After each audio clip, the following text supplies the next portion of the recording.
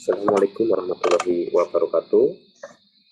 Pada video ini, saya mencoba untuk menjelaskan mengenai uji regresi. Mana uji regresi ini terdapat dua, yaitu uji regresi logistik dan yang kedua adalah uji regresi linier. Perbedaannya adalah kalau regresi logistik itu berfokus kepada data kategori. Seperti yang kita ketahui bahwa uji regresi ini adalah mengetahui sebab dan akibat. Dimana jika kita mengetahui sebab akibat ini, kita akan memerlukan dua variabel bebas yang terikat. Ini minimal. Meskipun linier juga bebas dan terikat. Bedanya kalau di logistik bebasnya ini adalah kategori. Terikatnya juga kategori. Kalau di linier terikatnya adalah numerik, bebasnya juga numerik. Namun ada beberapa sumber yang mengatakan bebasnya di logistik bebasnya juga dapat numerik. Tapi yang paling penting itu adalah di variabel terikatnya. Jika logistik maka terikatnya kategori. Jika linier maka terikatnya numerik. Lalu apa perbedaannya antara uji regresi dan uji chi-square dan uji korelasi? Jika kita menggunakan uji chi-square dan uji korelasi, maka ini kita menggunakan analisis bivariat. Dimana jika analisis bivariat itu hanya menghubungkan dua variabel saja, sebab akibat. Hanya variabel X terhadap Y. Hanya dua variabel utama saja. Ya. Kalaupun misalnya bagaimana dengan ada X1, X2, X3, X ini adalah penyebabnya terhadap Y, maka hanya dapat menjelaskan satu kesatuan saja seperti ini. Jadi hasil yang didapatkan dari bivariat itu hanya dapat menjelaskan masing-masing hubungan saja. Ya, saya ulangi, misal adalah punya variabel bebas X1, X2, X3, maka kalau bivariat, ini hanya dapat menjelaskan satu kesatuan saja.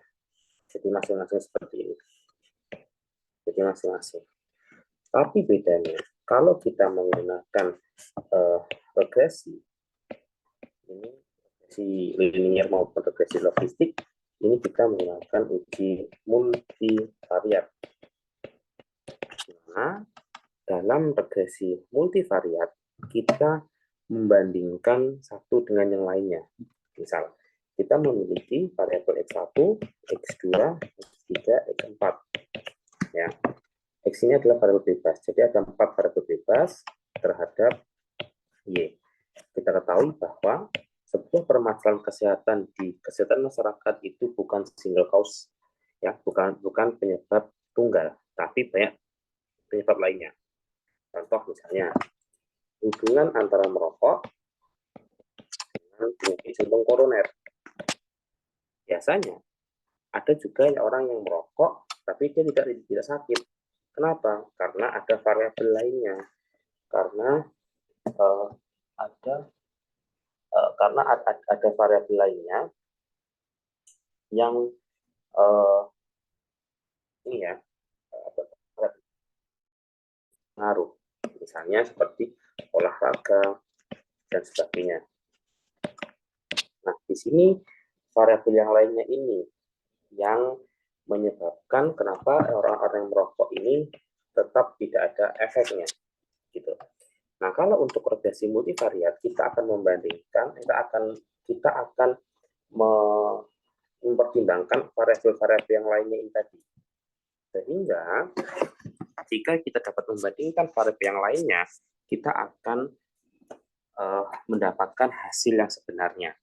Ya, misalnya bagaimana hubungan X1 terhadap Y dengan membandingkan variabel yang lainnya. Nah, ini kita akan mendapatkan hasil yang sebenarnya.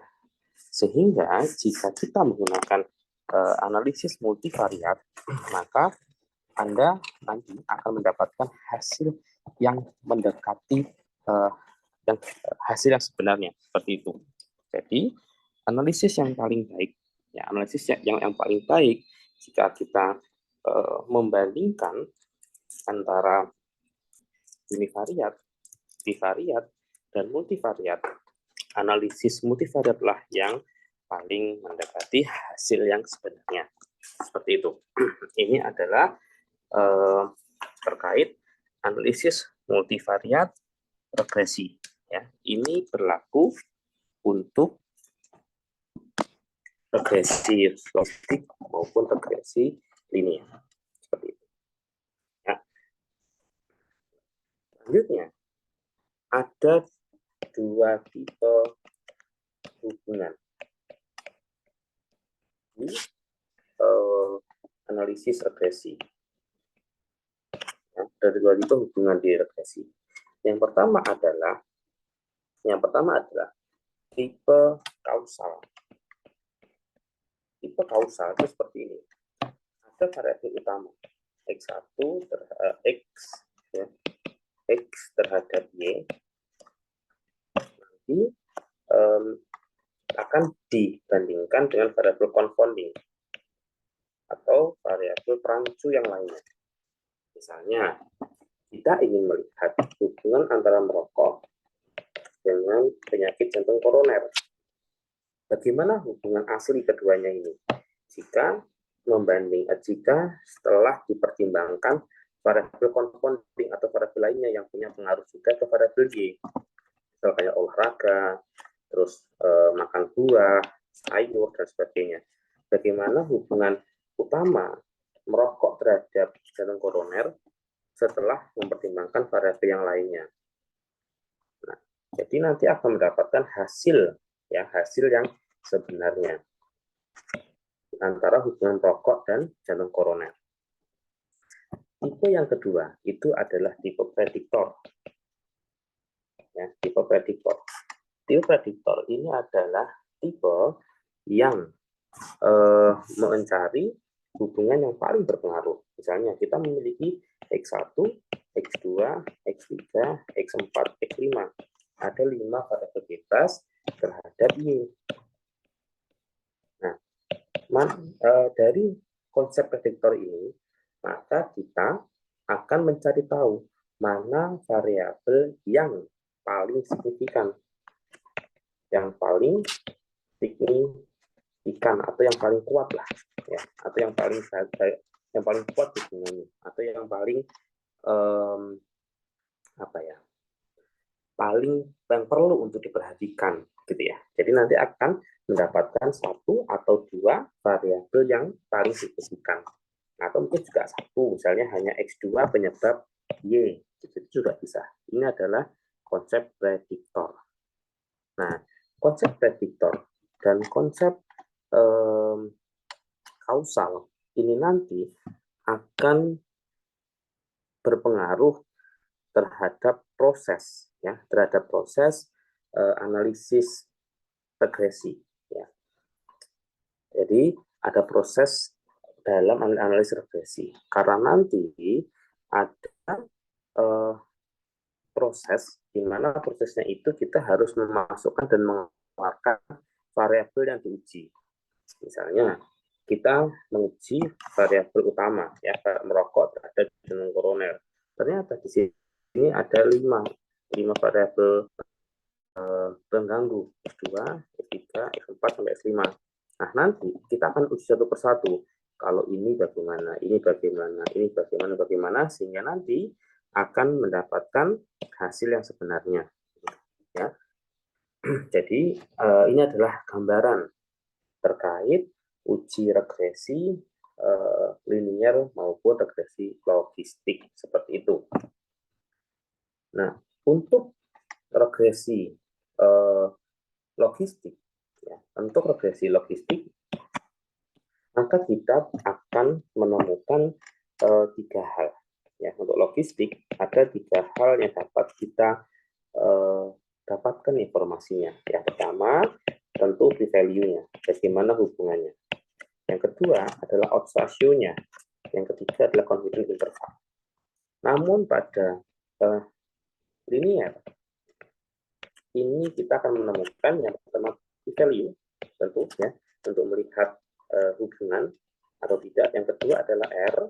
R ini adalah kekuatan hubungan, kekuatan, dan nanti juga akan bisa melihat arah dari hubungan.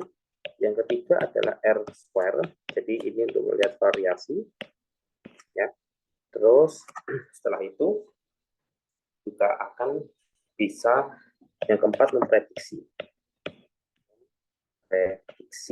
Misalnya prediksi ini hubungan antara umur ibu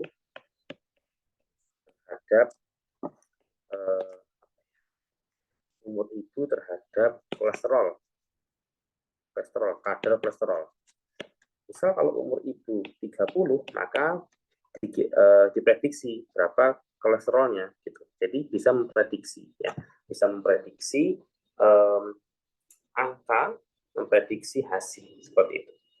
Baik, mungkin sekian gambaran ataupun review dari logistik regresi logistik dan regresi linear. Sekian, terima kasih. Assalamualaikum warahmatullahi wabarakatuh.